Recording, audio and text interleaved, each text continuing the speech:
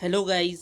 आज हम लोग पढ़ेंगे लेखपाल की तैयारी के लिए ग्रामीण परिवेश का पहला चैप्टर।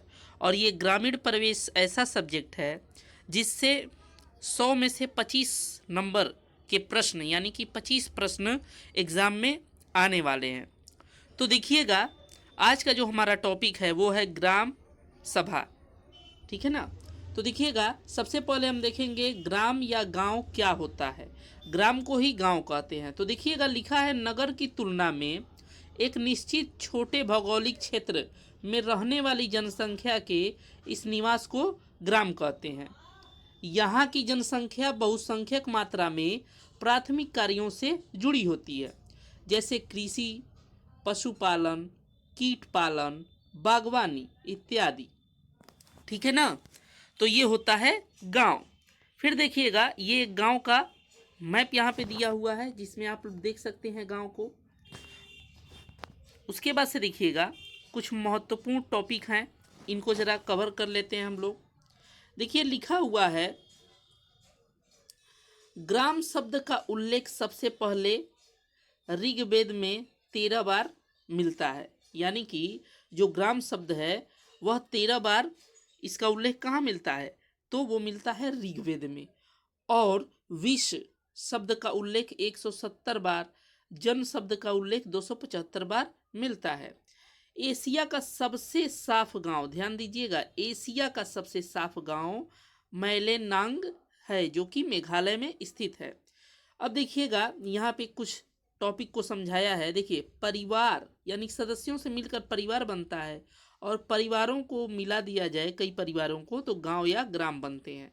गांव ग्राम अगर मिला दिया जाए कई एक से अधिक गांवों को तो वो ब्लॉक कहलाते हैं, और ब्लॉकों को जब मिला दिया जाता है तो वो तहसील कहलाते हैं, और तहसील के बाद वो क्या कहलाते हैं, जिला। यदि कई तहसीलों को जोड़ा जाए, और कई जिलों को जोड़ने पर उनको मंडल कहते हैं, और कई मंडलों को जोड़ने पर वो राज्य कहलाते हैं, और राज्यों को जोड़ करके देश का निर्माण होता है।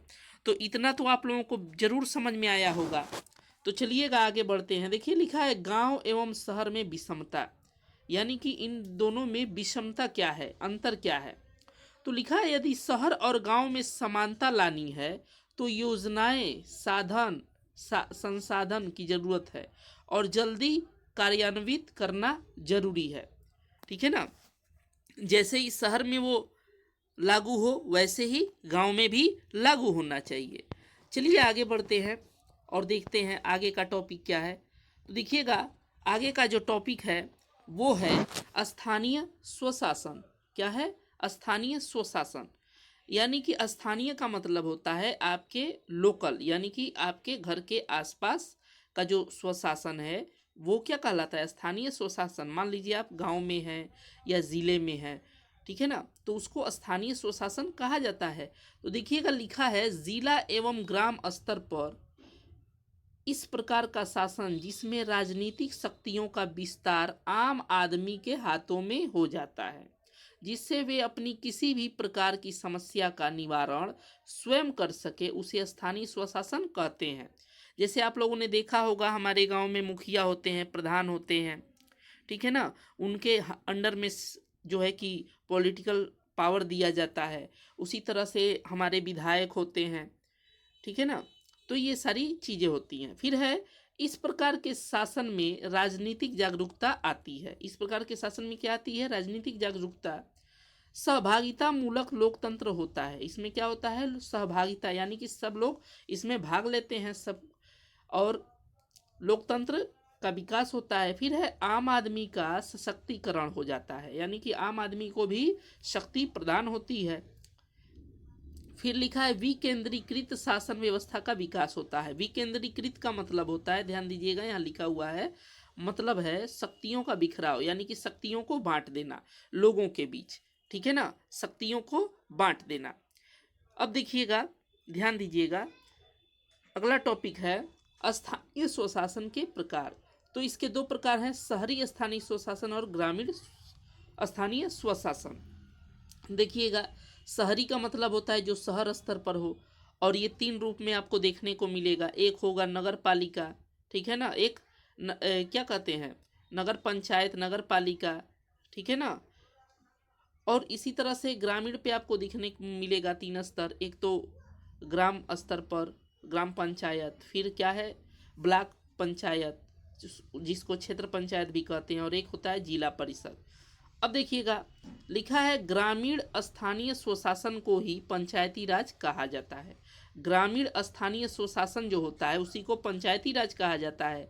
भारत में पंचायती राज्य वायसराय लॉर्ड रिपन के समय यानी कि 1880 से 1884 के शासनकाल में लाया गया। महत्वपूर्ण तथ्य यहाँ पर कुछ है जो कि देखना जरूरी है। लिखा है डॉक्टर भीमराव अंबेडकर के अनुसार पंचायती राज से लोगों में समानतावादी पुरुषवादी जैसी विचारधारा आएगी। अंबेडकर जी पंचायती राज्य के पक्षधर नहीं थे, जबकि महात्मा गांधी, राजेंद्र प्रसाद, लाला लाजपत राय, ठीक है ना, पंचायती राज के क्या थे, समर्थन में थे। ध्यान दीजिएगा। उसके बाद से लिखा है बाद में संविधान ने, ठीक है ना, संविधान सभा ने नीति निर्देशक सिद्धांतों में, ठीक है ना, नीति निर्देशक सिद्धांतों में पंचायत को जोड़ दिया और इसे अनुच्छेद 40 के अंतर्गत रखा गया और इसके अंतर्गत पंचायतों राज का गठन किया जाएगा, यानी कि राज्य पंचायतों का गठन कर सकता है। फिर अनुच्छेद 40 को गांधीवादी विचारधारा से प्रेरित माना जाता है। देश के प्रथम पंचायती राज मंत्री जो थे वो थे सुरेंद्र कुमार डे। सुरेंद्र कुमार डे थे। तो आज के लिए इतना ही। आई होप ये वीडियो आपको अच्छा लगेगा और मेरे दोस्तों इसको ज़्यादा से ज़्यादा शेयर कीजिए ताकि मैं और भी अच्छे से कंटेंट को आपके लिए लेकर के आऊँ और पढ़ाऊँ। तो मिलते हैं अगले वीडियो में, तब तक के लिए धन्यवाद।